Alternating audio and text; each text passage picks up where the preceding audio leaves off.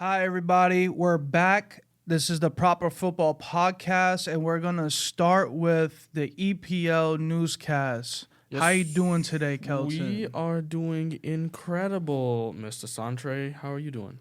I'm alright, man. Liverpool doing numbers, and I'm happy about it. So let's get to the point. We'll talk about that after. Yes, we will. We have a bunch of stuff to talk about, but like Corey said, starting off with the EPL newscast, had 8 games this week. Let's go through the first half. Brighton host Everton, and that ends in a 1-1 draw. Crystal Palace beat Burnley at home 3-0. Man United fall to Fulham 2-1 at Old Trafford, and Bournemouth fail to beat Manchester City as Man City hold on to a 1-0 win. So Aston Villa wins 4-2 against Nottingham Forest.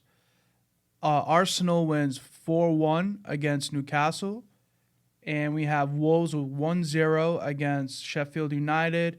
And West Ham a 4-2 win against Brentford. And Jared Bowen scores his first Premier League hat-trick.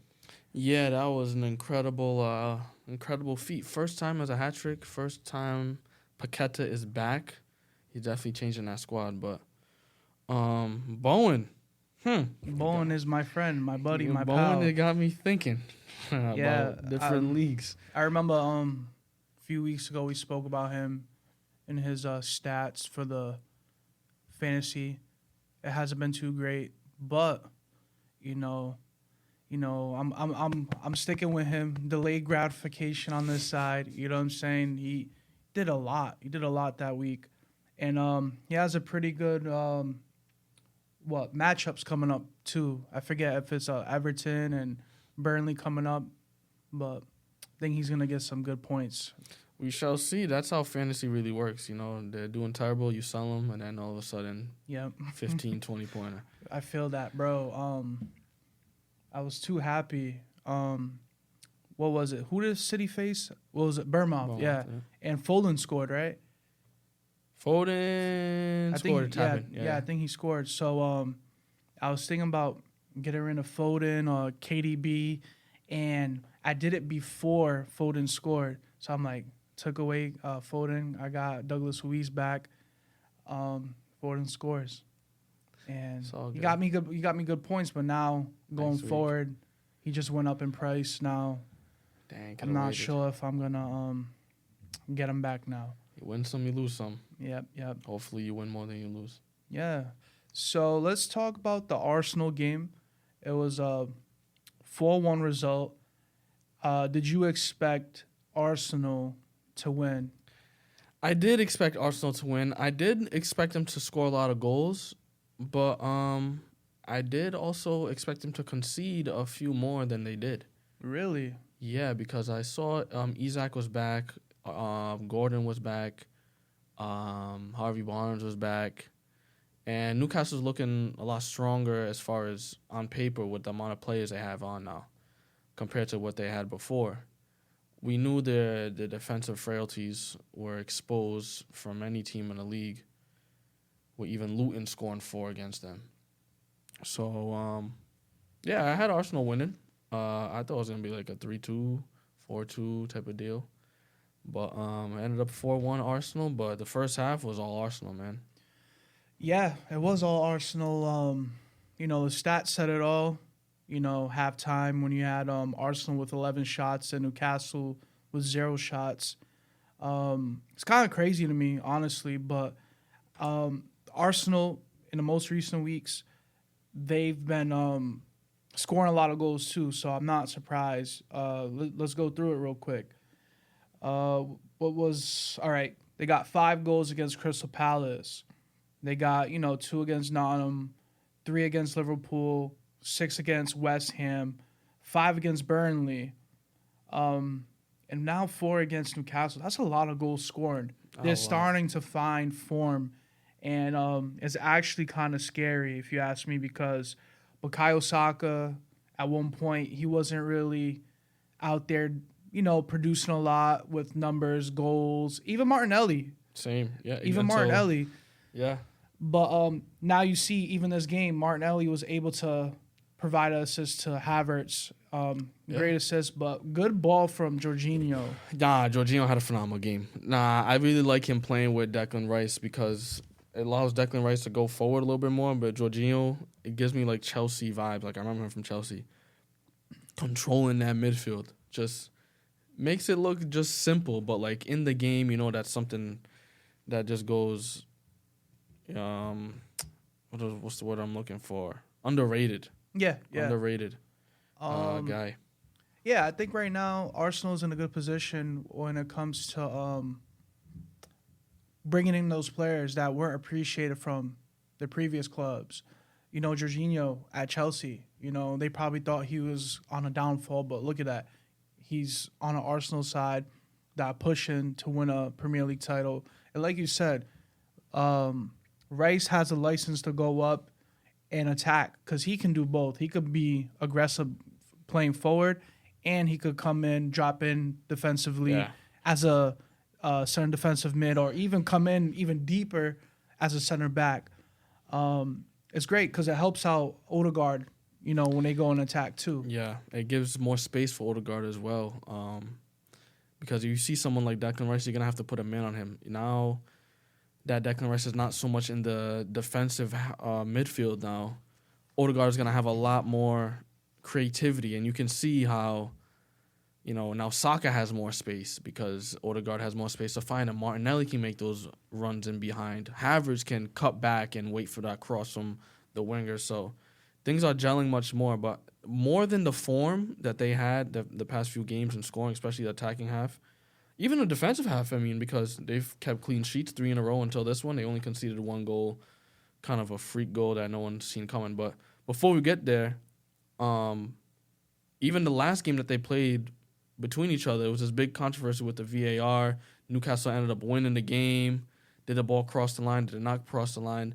So I think Arsenal came in this game with something to prove. Like, all right, Newcastle won the last game, but they probably won it by luck. We played better, this, that, and the other. They came out and they made sure it wasn't going to be any mistakes or any luck involved in this. And I don't know if it helped if Newcastle had Karius in goal as well. If you want to give your experience on Karius as a Liverpool fan. Karius, this is his actual first Premier League start since playing for Liverpool. 2,114 games. Yeah. Oh, days. My bad, not games. Yeah, so I think the last game was against Brighton, and he ended up playing in the Champions League final.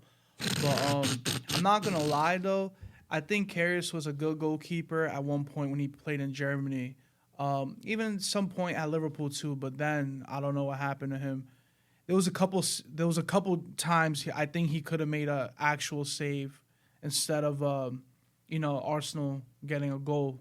I don't think he did that bad in his game. Like all the goals, I can't really blame him on him. Yeah. I think they were just, even if Dubravka was in goal, I think they could have been goals. Nah, I think Dubravka could have. Like I think he would have done a little better. Like Bukayo Saka's goal, don't get me wrong, it was a nice goal, but he didn't even make an effort to jump. He just looked to the right and seen the ball roll in.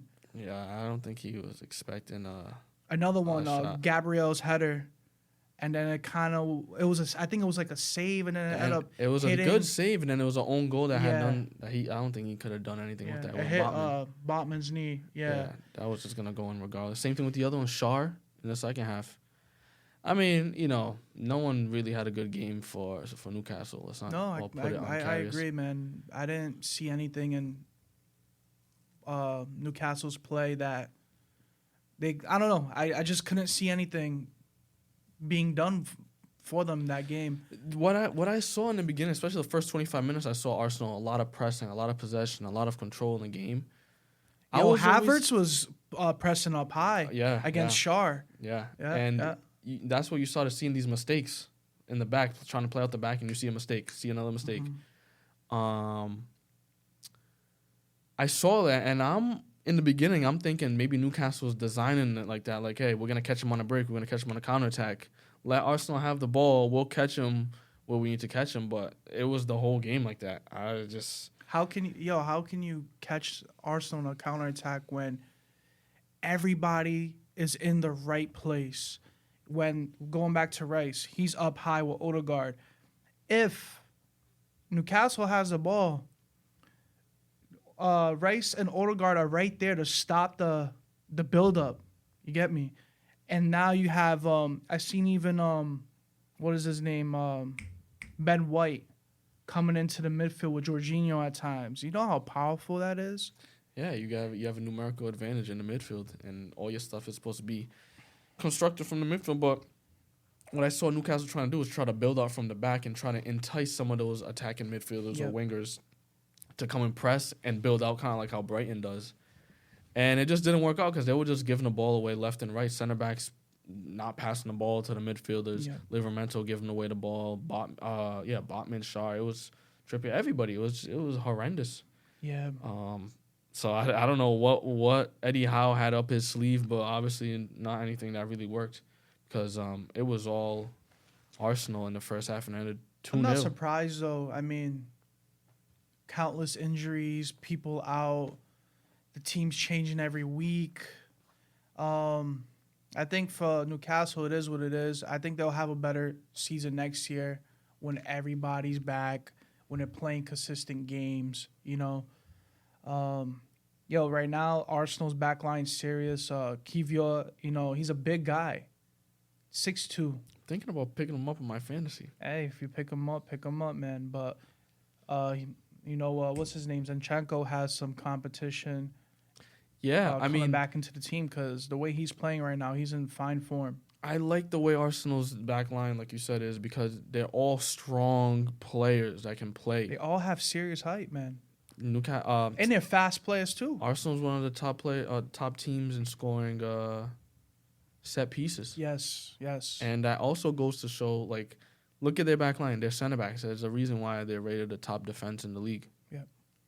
Yeah, going into the game, they had like 11 goals in set pieces, and then Gabriel scores another one with 12.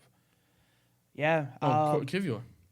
Oh, actually, now it's 13 then.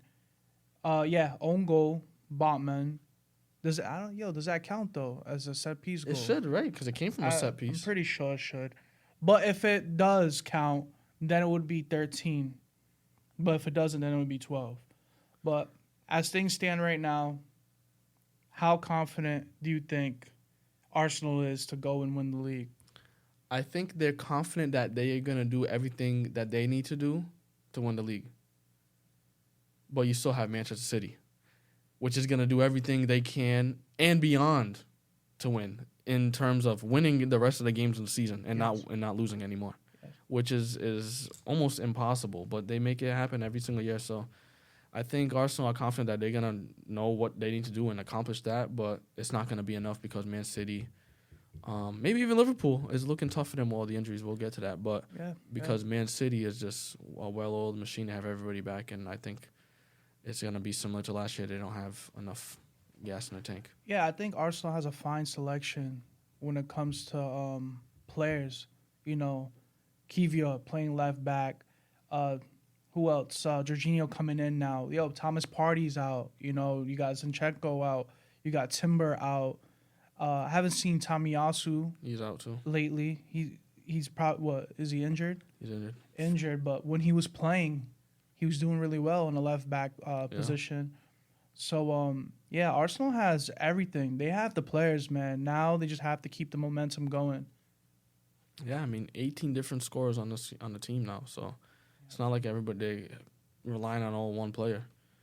So that's true. We'll see. Newcastle got to pick it up. Arsenal have already picked it up, but should be interesting when Arsenal face Sheffield next week.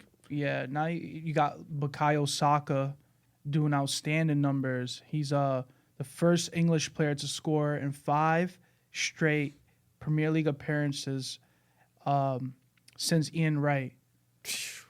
And that's in November of 1994. You remember that day? I do not. I don't. I was actually born in 97, so didn't get to see that. It's unfortunate. Yeah, it's unfortunate. But we all know who Ian Wright is. Of course. Legend of the club. Not even just that. He was a very good player for England too. Yeah, man. Arsenal look dangerous, and it's exciting to see. You got Liverpool with 60 points, Man City with 59, and now Arsenal with 58. Who you got winning? I got Liverpool winning. I want Liverpool to win too. That's what your heart says. That's what my heart says, obviously. But I'm gonna talk more about Liverpool later on. But given how they're still in first place, when in fact, like our injury list can be a starting 11. That is true. That is actually true. Yeah, I seen like a graphic like that. I think you sent Isn't it it to me. scary? It's kind of outrageous how your injury So list. imagine is a starting now, 11. imagine now, Arsenal's in that position and City's in that position. Do you see them doing what Liverpool's doing? Because what Liverpool's doing is magical. City, yes. Arsenal, I don't see them doing that. I don't see them bringing in Reece Nelson and then for Kyle Saka and doing something like that. But I can't see an Oscar Bob coming in for Foden and doing the same job. Probably. But all right, so now Or Rico Lewis now you coming in got for Kyle Walker. let's put it, Rodri out. Rodri was out for some time and They were struggling. they were struggling really bad. They were struggling. Yeah. KDB was out, but they were still okay without KDB. KDB comes in and now they're back to normal. Exactly. But Arsenal, dude, like, right now, Jesus, he's injured right now. I think he's coming off the bench off an injury. All right, because I don't know if he was in a lineup recently. Let's check it out. Actually, Gabriel Jesus, yeah, he was on the bench. He didn't come in. Yeah. But yeah, I don't know, bro. But Bukayo Saka's out. Reece Nelson is the all right, if you have, because Salah, look, let's put it like this: Salah's been out, Jota's been out, Diaz been out, Nunes been out, and then Sabasaloy been out. Like, those are some impactful players. All right, now you got Odegaard out, Rice out, Bukayo Saka out, and Martinelli hasn't been doing anything crazy lately, but we'll just say Martinelli out. Now you have to have like Trossard come in. You have to have. He can do a job. He could. He could do a job. But Reece Nelson, Nketiah maybe coming in. No, not Nketiah. You got who else, bro? Who's gonna come in the midfield? Who's gonna come for Odegaard? Vieira, He's coming off an injury. You know, let's be real. He came in the 90th minute, putting a shift. Yeah, putting in a shift, huh?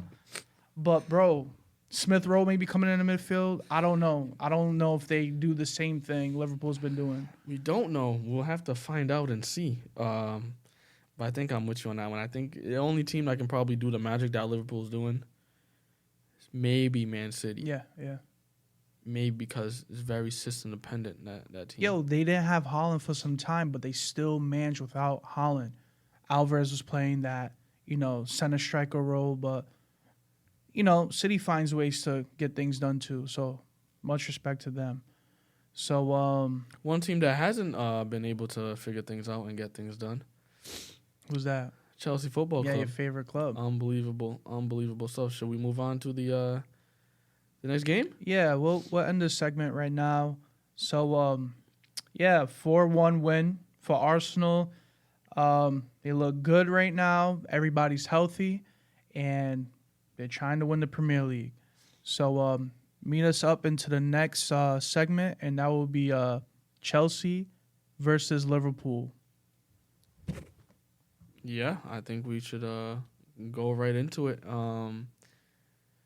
Chelsea versus Liverpool. This wasn't for the league, but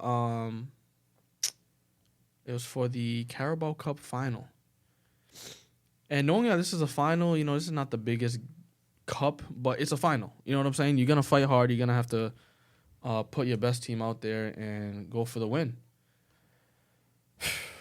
Let's go with the starting lineups. I mean, Liverpool, just crazy amount of injuries, putting in kids, starting some youngsters like Connor Bradley and these type of guys barely coming off injury like Robertson. Yeah, I mean, guy like Connor Bradley, I feel like he's made his impact already. You know what I'm saying? So I'm not like too surprised. I feel like Our starting 11. All right, I'll put it. Diaz, Gakpo, Elliott. Great front three, but not our preferred front three. Gravenberch, Endo, McAllister. Great three in the midfield, not our preferred midfield. Now you have Robertson, Van Dijk, Konate, and Bradley. I think that's a very strong defense. And then you have Keller. And I think even if Alisson was healthy, I think Keller was going to start. Because it's a cup game. It's a cup game, you know. But talk about Chelsea. Whew. Chelsea was shameful, man. The starting lineup is something that I would prefer if you're asking me. A strong starting lineup with our regular starters. It's just the way we're playing is just absolutely shameful. I mean,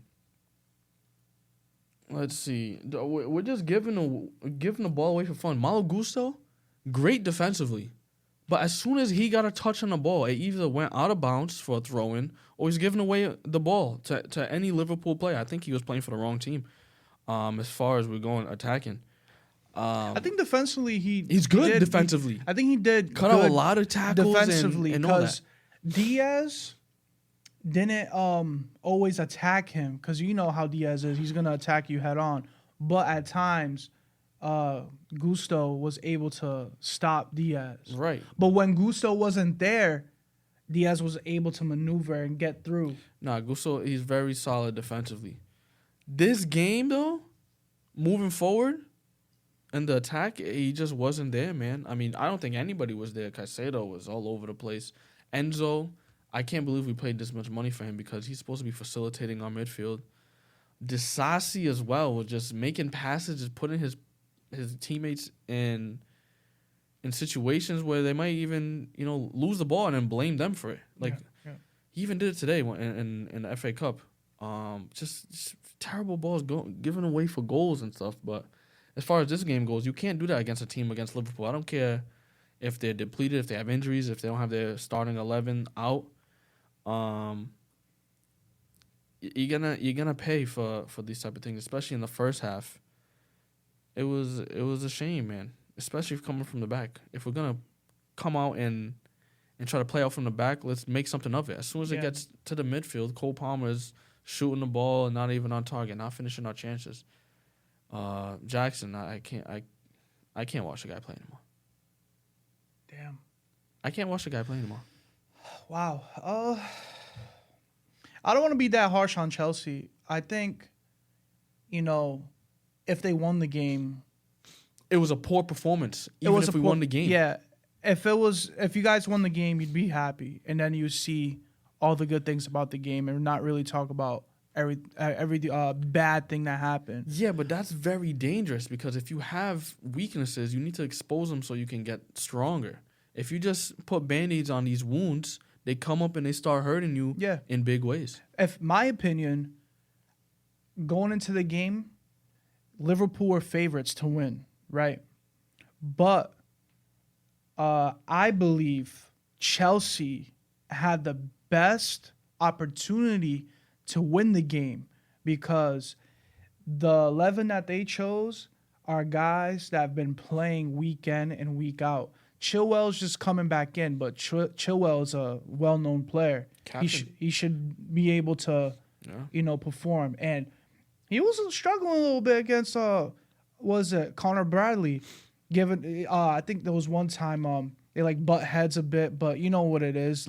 Bradley's really shitting on you, and you're trying to downplay his game and distract him. And you see what happens. You're trying to play mind games instead of playing leaving everything on the ball. field. Yeah. And what I saw that was interesting is Liverpool, the teammates of Conor Bradley came back and stood up for him. What are you doing?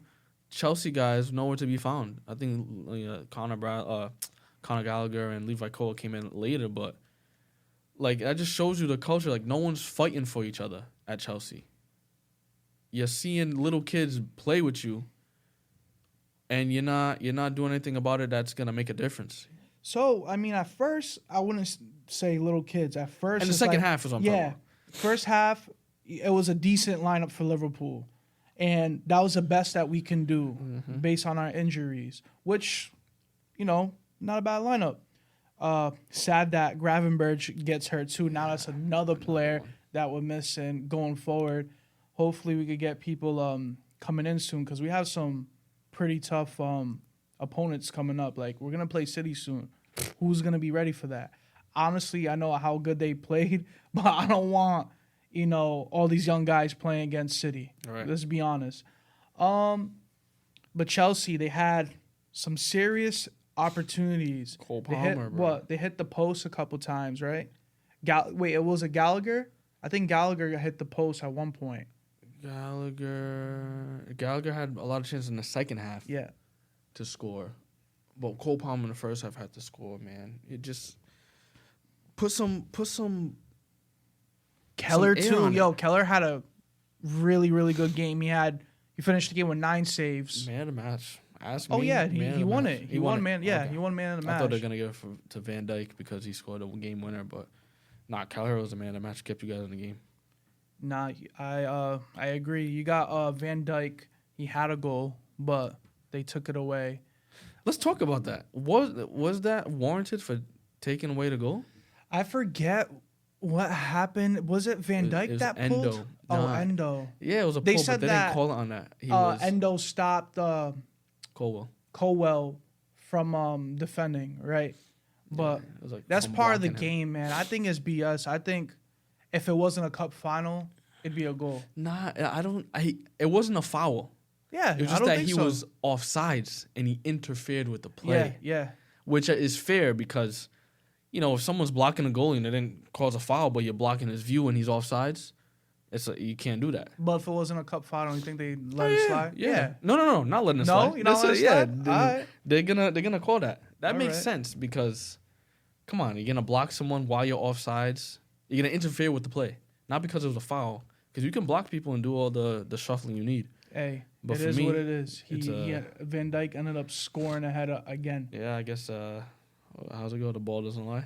Yeah, facts, facts. Yo, let's talk about Van Dijk and his impact. He's been pretty impressive the last few weeks, and I think he's showing leadership in the squad. Yeah, leadership. That's a big thing that I've been thinking about all week when I was looking at these two teams. And when you see Liverpool, you see guys like Van Dijk. We'll get back to Van Dijk, but look at Robertson, another leader. McAllister went to the World Cup. You can say he's a leader, even he's new in the team. Mm-hmm. All these guys, Even Harvey I was gonna Elliott, say Elliott, same because thing. you could say he's part of the young boys. Let's see how old he is. He was born in 2003. So how old is my boy? He's 20 years old.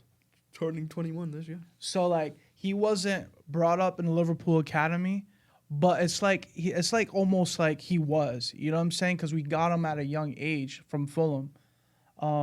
He's showing good quality, and he's scoring goals, and he's bagging in a lot of appearances for Liverpool. Yeah, and that all comes from the main captain, Van Dijk, setting the tone. Like, Van Dijk, something small could be happening, and he sets the expectations at the standard that they should be at. Mm-hmm. And that's his level of perfection, or striving for perfection and striving for greatness, because that's what you need. If the bar is set so low, what do you think these young players are going to be doing? They're not going to reach the bar every single time. Yep. They need to see someone that's going to be going in and out and doing the running and, making the difficult calls, taking accountability, which I can see Van Dijk doing a lot now, like taking accountability when he makes a mistake or when something else should have been done.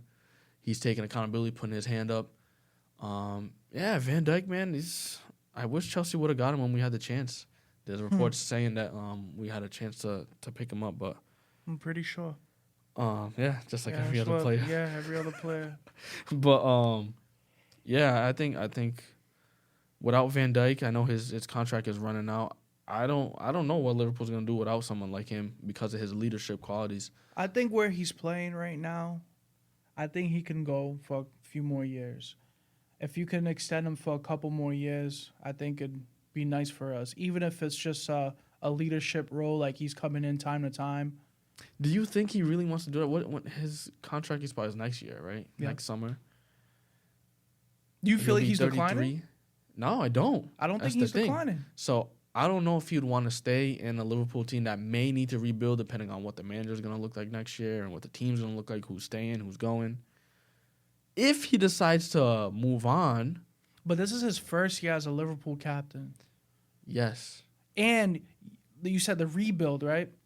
I understand we got new coaches coming in, coaching staff. But now you got young guys that are willing to do the work too. What do you think? I think they're willing to do the work, but are they going to achieve what you're going to need them to achieve? Like, I can't expect these young guys on any team, I don't care what team in the world you are, to win a championship. That takes a well-oiled machine to come together for a greater cause. Yo, but you got Kwanzaa that's been playing a lot. You know, he's been playing he got a lot of EPL appearances. Got Barbie Clark, played a few games in the EPL.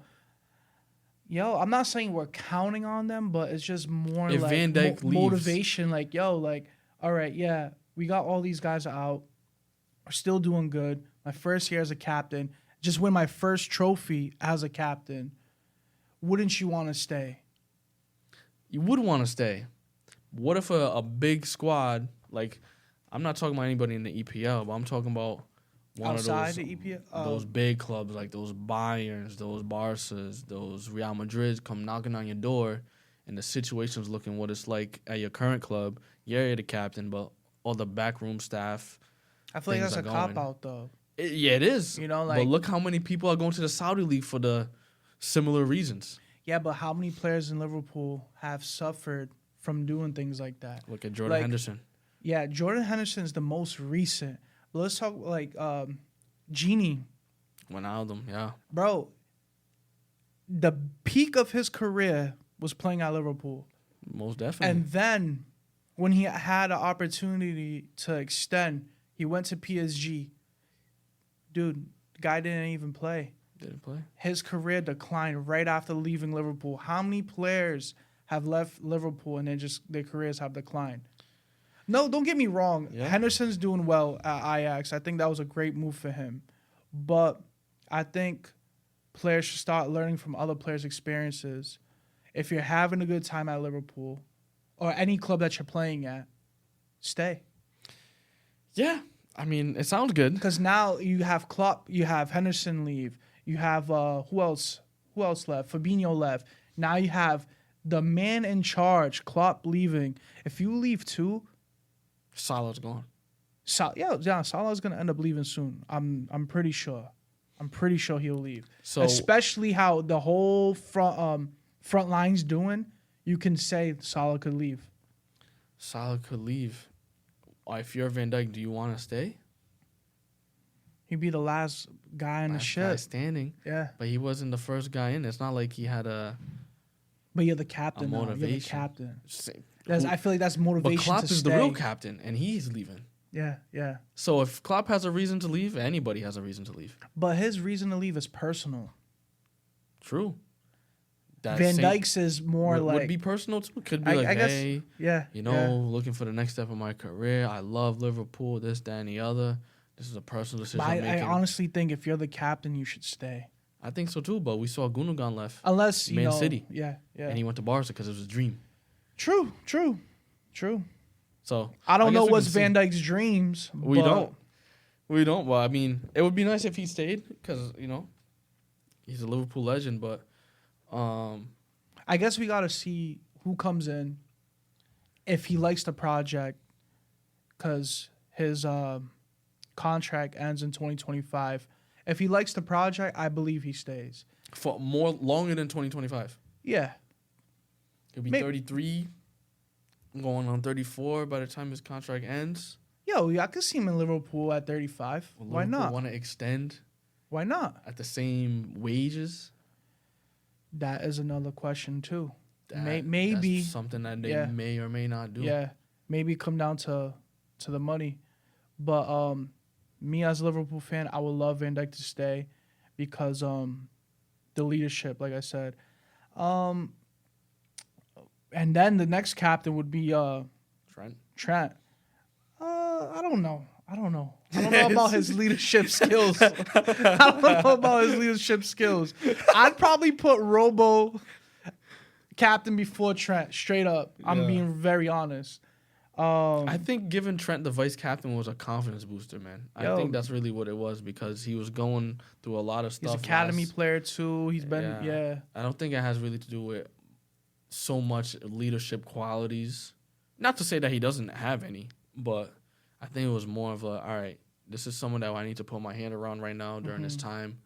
He's not the main guy, but by the time Van Dijk is going, he should be able to fill in some of those roles until he fully develops as a player and a full-grown man. But he's still pretty young. What, 23? Yeah. 22? Yeah, that is true. He's very young. But yeah, he was part of the Liverpool Academy too. They said they gave a comparison of how much Chelsea spent on their squad and how much Liverpool spent on the squad that played. £0.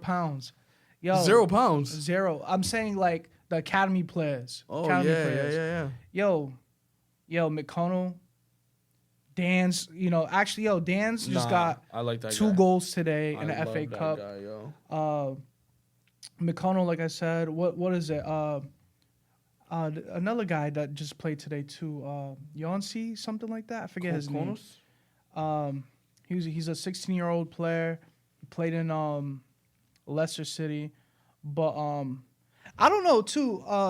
To keep it a stack, if everyone was available too, Klopp is just that guy that's gonna integrate a few youth academy players here and there. Yeah. Like, that's not just his way in Liverpool. That was his way in Dortmund, too. That's a proper way to do things because you're not going to have the players that are in your starting lineup forever. Yeah. You need to start integrating some of these younger cats to play at the top level so they can have some experience so they become the next Trent and Conor Bradley's and all these things. So he's doing it right, man. One coach that's not doing it right is Mauricio Pochettino. Yeah. He's getting a lot of fire and a lot of heat for the job that he's doing with all the money that they've been providing him, all these players. What are your thoughts on his performance in this game, and what do you think his future lies in at Chelsea Football Club? Wow. So, performance this game. With the team that he put out. Yeah, the team they put out is not a bad team. I don't think they could have done any better. Straight up. Who are you going to put? Mudryk came in the game. I'm not starting Mudryk.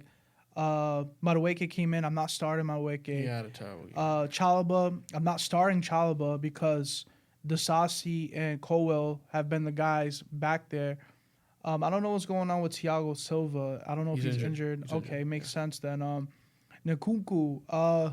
Injured another month. He's out for another month. Look, injury again. But he came in. I don't think Chelsea could have done any better with the team sheet, but they definitely could have done better with how they played. Like I said, very good lineup. I had Chelsea winning. I was actually a little fearful, bro. I was like, Chelsea have the better opportunity to win this game because Liverpool are shaky. Because our 11 that we put out was good.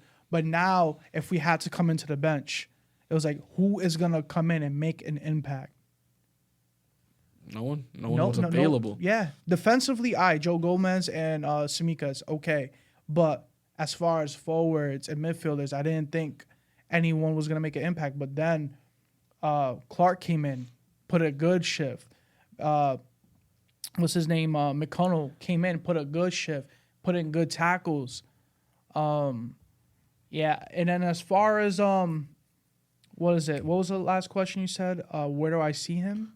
Where you see his future lies in Chelsea. Realistically, he might not be the coach at the end of the season. Really? But if anything, Chelsea needs to change the narrative. You can't keep coming in, swapping in managers every chance you get.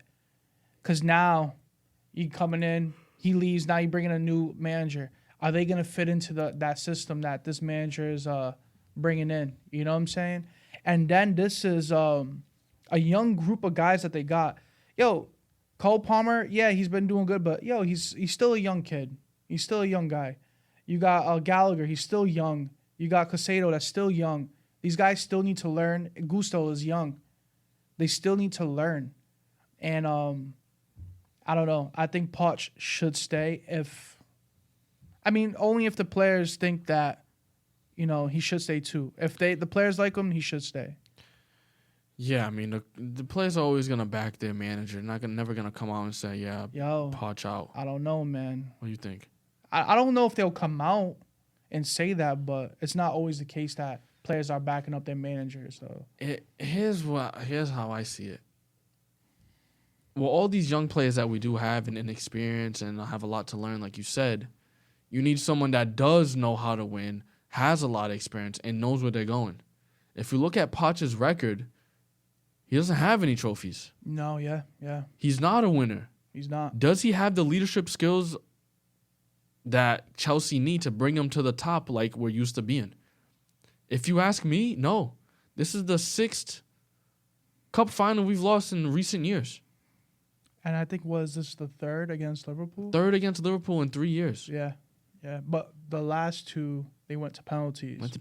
But yeah, I heard something like, I think Poch said that he felt like his team was playing to go to penalties. Look at the subs that he was making, bringing in Chalobah for Mudryk or some attacker, Connor, somebody. Bring in Chalobah, a defender. Like these are not substitutions of a winner. These are substitutions that's, tactics and stuff like that. Yeah, you can have all the tactics. Yeah, you can have all the coaching and all the certifications. But if you don't have the mentality of a winner, the mentality of, hey, you follow me. I'm going here. Here's what's going to happen. Here's the proven results. Here's my track record. If you look at Poch's track record, he has the 3 best attackers of all time, Mbappe, Messi, and Neymar, and still won nothing. I mean, he's not the only coach. He's not the only coach. He's not the only coach. That 3 and didn't do anything. You know what I'm saying? But look at, even when he had a phenomenal, well-oiled team, couldn't win anything with Tottenham, 2019 or so. Yeah. I'm starting to have thoughts, and does he have what it takes to bring us to the promised land? Because sitting in 11th right now is shameful. Going out to a team where Klopp was forced, his hand was forced into putting kids who are 16, 17, 18 years old to play against grown men at Chelsea like Disasi, Nicholas Jackson, Caicedo, Enzo, Conor Gallagher.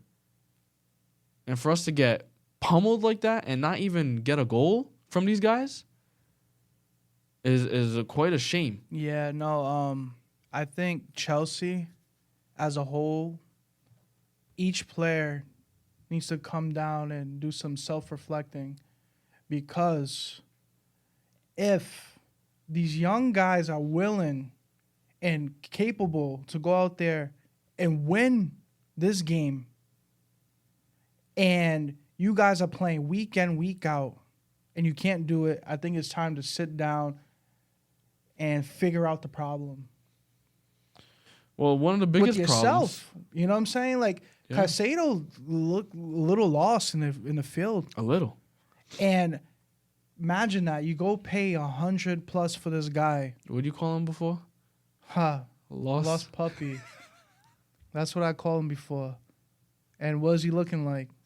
A lost puppy, bro. Yep. A lost kitten, if you ask me. Yo, I don't know, man. People would just say the Carabao Cup is just a little cup. You know what I'm saying? It's a cup. It's a cup and it's opportunity, and that's what we gave our players. You know what I'm saying? We gave these guys opportunity. Look at that. They won this cup. Klopp already had planned for the FA Cup. He was going to go and start guys and play certain guys that didn't play this game. You understand? Yeah. Now you got, what's his name? I'm going to pull it out real quick. This guy got his first start today. Kumas. I didn't even know the guy. He's 18 years old. Scored for Liverpool. Dan's. Nah, the guy's good. Scores his first senior goal and then follows up with a second goal. Brace. Come on, bro. Even that game against Chelsea, Dan's, I feel like he was like putting pressure on these defenders. he didn't have the best opportunities, but I thought he did pretty good that game. Chelsea played against Leeds today, and it was a shocking performance. I mean, you would think losing against Liverpool, let's bounce back, let's, get after Leeds. We were winning 2-0 or 2-0 or 2-1. Yeah, 2-1. Second half comes, we look like we're blind. Mm-hmm. Leeds controlled the game, controlled possession. Second half, we had 37% possession. Yeah. We ended up winning the game, but still, this is what I'm talking about. Performances. Even if we had beat Liverpool with the kids they had out there, it's the performance, because this is gonna come and bite us in the ass. Look, it almost cost us today against Leeds in the FA Cup. Yeah. So this is what I'm talking about. Does Poch have what it takes to lead us? We might not need all the tactics or the coaching. We need someone with the mentality that said, hey, listen, this is what we deserve and this is what we're going to go for. Are you willing to bench someone that is supposed to be starting, quote unquote? Are you willing to bench Jackson? Are you willing to bench Caicedo and put in someone that's hungry like Gallagher? Gilchrist at right back. Are you willing to do that? I don't think so. Yep. I mean, there's a lot of managers on the market, but now you got to get a manager that's good with youth players, too. Because that's what it seems like. Maybe we should go get Klopp, because after what I've seen. Please, stay away from my buddy, man. My buddy, old pal. Let him go and get a nice tan in the sun with his wife and chill with his kids and all that other good stuff. But, Chelsea's not a bad club. I've said that. I think Chelsea have one of the best youth academies out there. I just want to say something real quick. I want to name a few players that could have been on this pitch if Chelsea still had them. Wow, this is going to be another starting 11 right here. Look at this. Nketiah. Wow, I didn't even know he played. Nketiah, Chelsea Academy player. Solanke, Oh.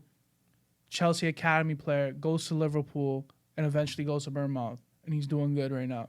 Olise. Wow. Mount. Wow. Rice. You let Rice go to a rival London club. Mm-hmm. You let Mount go to United. Musiala. Wait, Musiala. Yeah? Bayern Munich. Yeah. Arcade. Tamori. Christensen. Guehi. There's a lot of guys, man. There's a lot of guys. Chelsea need to change the way they do things, and that's why they're suffering. They made too many changes this window. You know what I'm saying? They spent a lot of money. So when they lose a game, everybody's just going to refer back to how much they spent. Mm-hmm. You know what I'm saying? That's what happened. My boy Gary Neville, what did he say? He said billionaire pound what? The blue $1 billion bottlers. Yeah, but he wanted Chelsea to win that game. Really? Yeah, he wanted Chelsea to win. He didn't want Liverpool to win because now, with that win, we have the most cups out of all English clubs. 68? 68.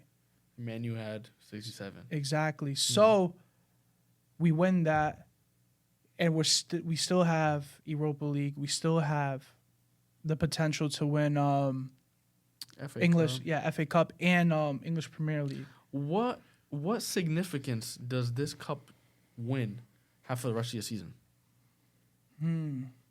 I think this gives us more motivation and how can I say with all the odds against us, all these players the other day Thiago comes in, we're like, he's back, yada yada, and now he's injured.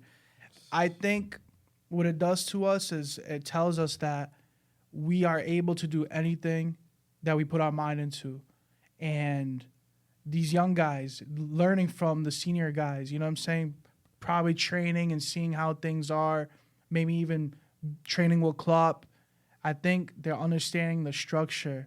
And let's see. What games do they have coming up? Nottingham Forest. I can see him doing something with them.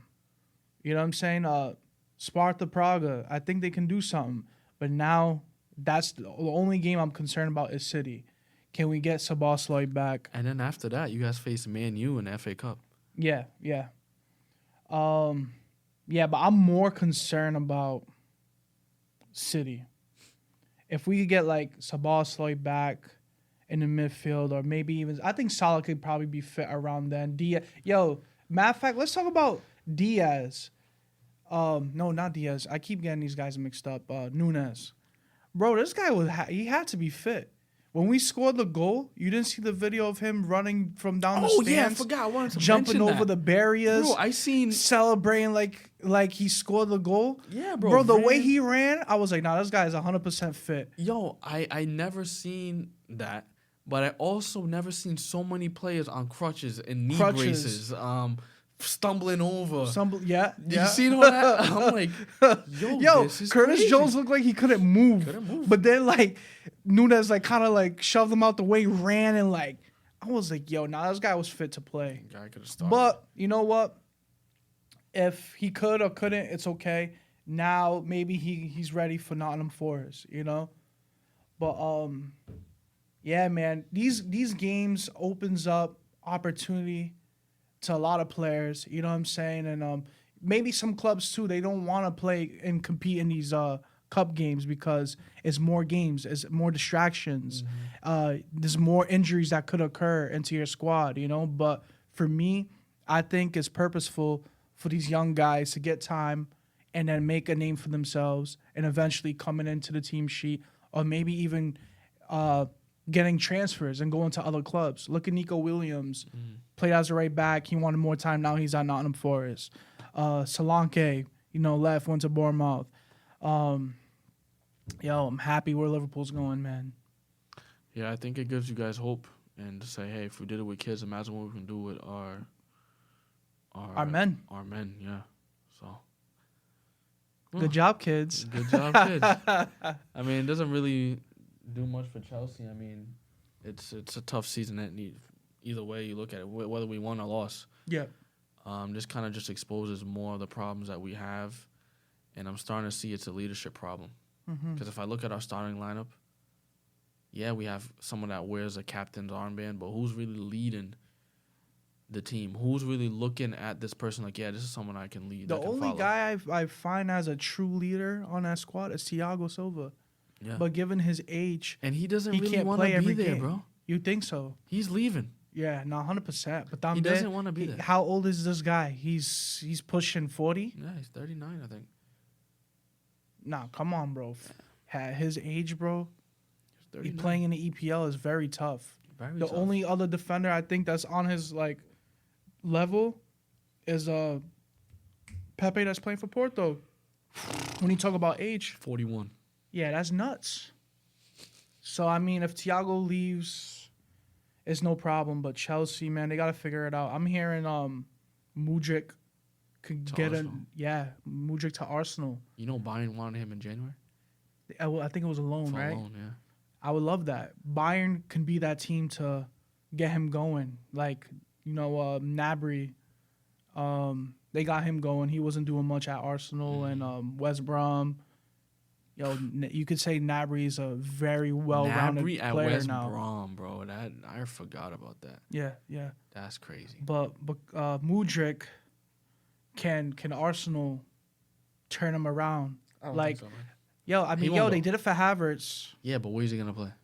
They gonna put him out of that position? is true. Yeah, they might They're have gonna put him over Trossard. Let's be real. Yeah, they're gonna have to sense. play him maybe outright, or maybe Trossard is gonna have to play more central, because Trossard could play central. Yeah, they could. But that means if Mudryk comes in, someone's got to leave, and I think that's Nketiah. I think it's Smith Rowe. Smith Rowe too. Smith Rowe needs a move. He's a young buck that needs time. Yeah. Yeah, that's true. But great result for Liverpool. Very happy with where they're going right now. I'm not gonna come over here and talk crazy about Chelsea. I think they have potential. Nah, bro. I'll talk crazy about Chelsea. We are shambolic. I think 100%. But I think they have potential, and this is a future project. You have to stick with them. And I mean, yo, the amount of money that you spent on some of these guys, you gotta keep them. Like Mudryk, 100 million, bro. You better get this guy going. There's not much we can do, man. You better get Caicedo going. It's not much we can do, man. The ownership, they need to stop spending money. That's what Chelsea needs to do. Stop spending money. Mold these players to be men. That's it. We can't. Yeah, we brought boys, and we don't have a factory to bring them in to turn them into men. There's no leadership. So that we need to get the leadership problem figured out first. So it's a tough road ahead of us, but congrats to Liverpool, and we move on into the next week of the next fixtures. Yeah, so that brings us to the end of this this episode. I don't know. I'm very happy where Liverpool's going. We got a clean sheet today. Kelton's not in a pretty good mood right now. We're not recording on camera today, and his face right now, this guy is very sad, man. Very, very sad guy. Yeah, I'm crying. We got the tissue box right there, my friend. But thank you for everybody that's tuning in and keeping up with our podcast. Like, share, and subscribe, and continue to let us know what you like and dislike, and we're gonna keep trying our best to provide you content week in and week out. Until next time, my friends, take care.